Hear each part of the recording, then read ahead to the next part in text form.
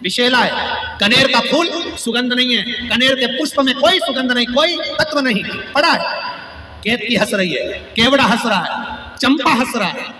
दुनिया के लोग जिस पर हंसते हैं, दुनिया के लोग जिस पर उंगली उठाते हैं, दुनिया के लोग जिससे नफरत करते हैं, मेरा महादेव उससे प्रेम करता है, मेरा महादेव उसको प्यार दे दिया धक्का। दुनिया के लोग जिससे नफरत करते हैं, दुनिया के लोग जिसको धिक्कार देते हैं, धतूरे को कौन पूछे, कांटे वाले पौधे को कौन पूछे, कनेर को कौन पूछे? कोई पशु पक्षी नहीं खाता कनेर को। विष भरा है, आंकड़े में विष भरा है, मंदार में विष भरा है। समी के पत्ते कांटों में पैदा होते हैं, बेलपत्री का पत्ता कांटों में पैदा होता है। सब में कुछ ना कुछ दोष है, फिर भी मेरा महादेव उनको स्वीकार करा हुआ है। मेरा महादेव उसको स्वीकार, दोष है, वो दोष दुनिया को दिखता होगा। लोग कहते होंगे बेलपत्री में कांटे हैं, समी के पत्ते में कांटे हैं। लोग कहते होंगे कनेर जहरीला है, शंकर जी को चढ़ाना नहीं चाहिए, धतूरे में कांटे हैं, भांग में ऐसा है, उसमें ऐसा है। दुनिया के लोग इनमें दोष देखेंगे, पर मेरा महादेव दोष में भी कुछ अच्छा देख लेता है। नारद जी ने देखा, सब हंस रहे थे, कनेर के पुष्प को नारद जी ने तोड़ा। तोड़ते तोड़ते आकाश मार्ग से नारद जाते जाते उस कनेर के पुष्प को एक कैलाश की शिला पर रख दिए। कैलाश की शिला पर वो कनेर का पुष्प रखा था, उस कनेर के पुष्प को भृंगी ने उठा लिया। भृंगी ने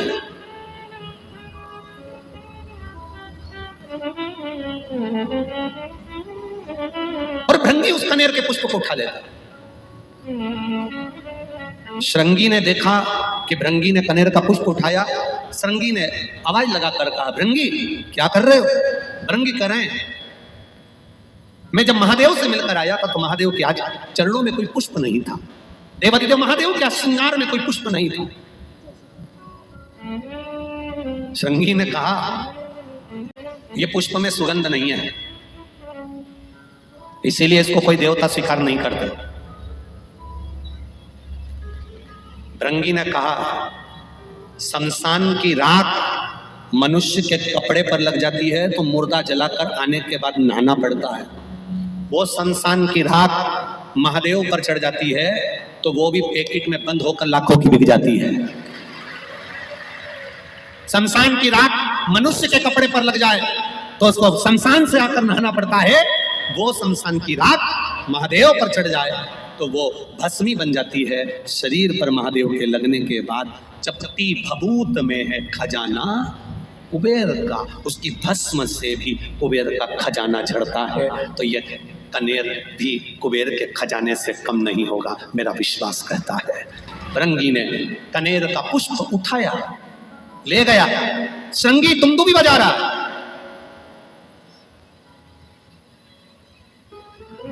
श्रृंगी दुमदुमी बजा रहा। देवी भागवत कह रही है, कूर्म पुराण कह रही है, कूर्म पुराण का 24वां अध्याय कह रहा है। भृंगी ने पुष्प उठाया और श्रृंगी दुमदुमी बजा रहा है। दुमदुमी, अब जैसी दुमदुमी बजना चालू हुई तो पूरे कैलाश में चर्चा हो गई। ऐसा लग रहा है कि कुछ जरूर हुआ है, इतनी दुमदुमी बज रही तो जरूर कुछ हुआ है। अब हुआ क्या है पता करो। माता पार्वती जी ने गणेश जी को भेजा, माता पार्वती जी ने कार्तिकेय को भेजा। माता पार्वती जी ने जब गणेश कार्तिकेय को भेजा तो गणेश जी महाराज ने अपनी सूंड में जल भरकर ऊपर की ओर फेंका। देवताओं को लगा जरूर कोई बात है, सारे देवता आकर खड़े हुए। हुआ क्या है, दुमदुमी अचानक क्यों बजने लगे? अपने गांव में अचानक ढोल बजने लगे तो पता तो करना पड़ेगा कि हुआ क्या है, किसके घर छोरा हुआ, किसके यहाँ शादी हुई, किसके यहाँ क्या हुआ। तो मालूम पड़े कि साहब ना तो छोरा हुआ ना शादी हुई, फिर ढोल क्यों बजे? तो के साहब वो मांगने वाला कोई आया है तो वो आटा मांग रिया है तो ढोल बजा रिया। तो क्या मांगने के लिए ढोल की क्या जरूरत पड़ गई? तो क्या लोगों की बेल बजाओ तो गाली दे, ढोल बजाओ तो ताली बजाओ, तो इसलिए ढोल बजा। तो इसने आखिर बात क्या है, दुमदुमी बजी तो क्यों बजी? दुमदुमी बजने का कारण क्या है? जो दुमदुमी का नाक पड़ा सारे देवता आकर खड़े हो गए। इतने में भृंगी ने एक कनेर का पुष्प, मात्र कनेर का, जिसमें विष भरा हुआ है, किसी काम का नहीं, जिसमें सुगंध तक नहीं है, जो कोई काम का नहीं था। उस कनेर के पुष्प को भृंगी ने देवाधिदेव महादेव के चरणों में जैसे ही रखा, पार्वती जी ने उस पुष्प को देखा, देखकर विचार करा, जो भी सुगंधित पुष्प आता था शिव जी के ऊपर चढ़ता था, भले इसमें विष भरा है, क्यों ना ये भी शिव पे चढ़े। पार्वती जी ने उठाकर शंकर भगवान के कानों में उस पुष्प को लगा दिया। कनेर का वो फूल आज भी शंकर भगवान के फोटो में, पुराने फोटो में, पुराने चित्र में शिव जी के कान में लगा हुआ। कभी कभी किसी ने दर्शन करा किसी ने ऐसा दर्शन कि शिव जी के कान में कनेर का फूल लगा हुआ देखा होगा। तब पार्वती जी ने कानों में उस पुष्प को लगाया। देवाधिदेव महादेव नेत्र बंद कर स्मरण करते हुए देख रहे हैं। देवता खड़े होकर अपने आप को विचार कर रहे हैं कि यह पुष्प शिव जी पर कितना सुशोभित हो रहा है, ये पुष्प हमको भी मिलना चाहिए। भगवान शिव ने नेत्र खोलकर कहा, ये मुझ पर चढ़ा है, देवताओं को भी प्रिय लगा है, सभी देवताओं को कनेर का पुष्प समर्पित होगा और वो कल्याण करने होगा। जहां पर पति और पत्नी के संबंध बेकार हो जाते हैं, विवाद हो जाता है, अदालत में बात पहुंच जाती है, परिवार वालों पर दहेज का केस चालू हो जाता है, कहीं ना कहीं किसी न किसी रूप में कार्रवाई चालू हो जाती है, पति पत्नी में वापिस प्रेम को बढ़ाया जाए। उस प्रेम को बढ़ाने के लिए शंकर भगवान का, समझ लीजिए, शिवलिंग, कनेर के पुष्प की माला, काई के पुष्प की, कनेर का वो पीला जो फूल होता है, आप टीवी पर दर्शन कर रहे होंगे, कनेर के पुष्प की माला जो ऊपर जलाधारी लगी है, जिस जलाधारी में से बूंद बूंद पानी गिरता है, ये शंकर भगवान की 5 बेटियों का स्थान है। कौन कौन सी बेटी, नाम ले, जया, विषहरा, श्यामली बारी, दौतली और 5वें नंबर की देव। ये शिव जी की 5 लड़की है जो पानी बूंद बूंद नीचे गिरा रही है। शंकर भगवान की बेटियों के स्थान से शंकर भगवान की जो ये जलाधारी है, जलाधारी अशोक सुंदरी वाला स्थान, ये जो जलाधारी है, बेटियों के स्थान से जलाधारी तक जो कनेर के माला बनाकर स्पर्श कर कर लगा देता है, शिवरात्रि के दिन प्रदोष काल के समय पर उस पति पत्नी में कितना भी झगड़ा हो रहा हो, आपस में प्रेम बनना प्रारंभ हो जाता है। अदालत का केस धीरे धीरे समाप्त हो जाता है। अदालती कार्रवाई यहां तक कहा गया, कनेर का पुष्प, भाई भाई में विवाद हो रहा हो, जमीन के लिए विवाद हो रहा हो, किसी प्रॉपर्टी के लिए विवाद हो रहा हो, या किसी अन्य विवाद में पड़े हुए हो, या तुम्हारे दुश्मन बढ़ रहे हो, तो भी कनेर का पुष्प शिव को समर्पित किया जाता है। कनेर का पुष्प सुख प्रदान।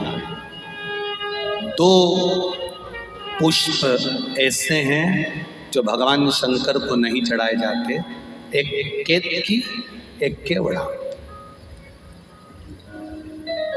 और चंपा भी भगवान शंकर को चढ़ती है, पूरे साल नहीं चढ़ती, केवल भादों के महीने में चढ़ती है, उसके सिवाय नहीं चढ़ती।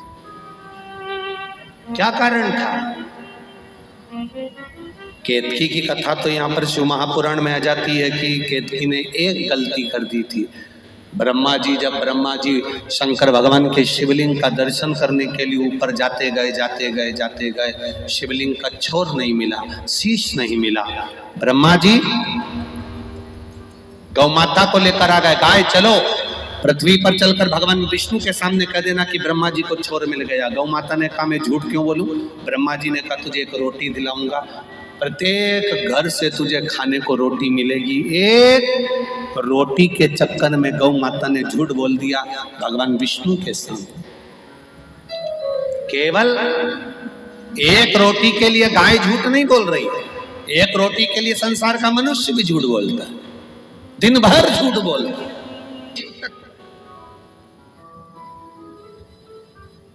ये उघड़दानी की कथा। केतकी तूने झूठ बोला, झूठ बोल दो, कहीं पर भी बोलोगे चलेगा, पर शिव के धाम पर, शंकर के पास नहीं, शिव महापुराण में नहीं, शंकर की चौखट पर नहीं, शंकर के द्वार पर नहीं, शिव जी के होटले पर नहीं। पहले के समय में अदालत नहीं होती थी, पहले के समय पर अदालत नहीं होती थी, पहले के समय पर पंचायत नहीं होती थी। पहले के समय पर अगर कोई गड़बड़ करता था उसको शंकर जी के मंदिर ले जाते थे, उठा गंगा जली और कहते तूने ऐसा नहीं किया, केवल शंकर के मंदिर ले जाकर बिठा देते, उठा गंगा जली, तूने ऐसा करा कि नहीं करा, उठा गंगा जली, तू ये बोला कि नहीं बोला। क्यों? क्योंकि शंकर के मंदिर में अगर झूठ बोला जाता है तो जिंदगी पूरी नरक से बदतर, बुढ़ापा सड़ सड़ के निकलता है। केतकी सारे देवताओं पर चढ़ेगी, शंकर पर कभी नहीं चढ़े।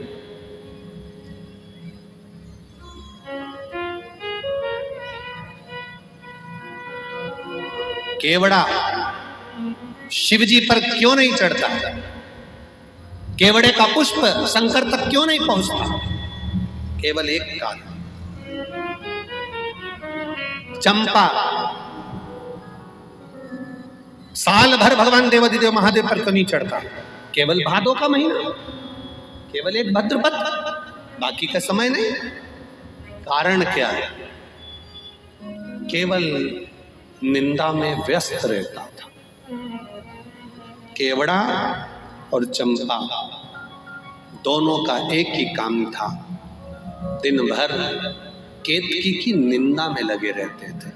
आप सबसे एक निवेदन है, कोई गलती करे, कोई गलत काम करे, उसने करने वाले ने कर दिया, हम क्यों उसकी निंदा करें? पंच पुष्प में से दूसरे नंबर का पुष्प है, पहले नंबर का कौन सा था? कल कथा में वर्णन किया था, कौन सा? पारिजात, हार श्रृंगार जिसको बोलते हैं। दूसरे नंबर का है कनेर, जो जहर से परिपूर्ण है। पीला कनेर, टीवी के माध्यम से आप दर्शन कर रहे होंगे, फेसबुक यूट्यूब पर कथा को सुन रहे हैं तो उस पर देख रहे होंगे। एलसीडियां जो लगी हैं, उस पर भी आप लोग आराम से दर्शन कर रहे होंगे। पीला कनेर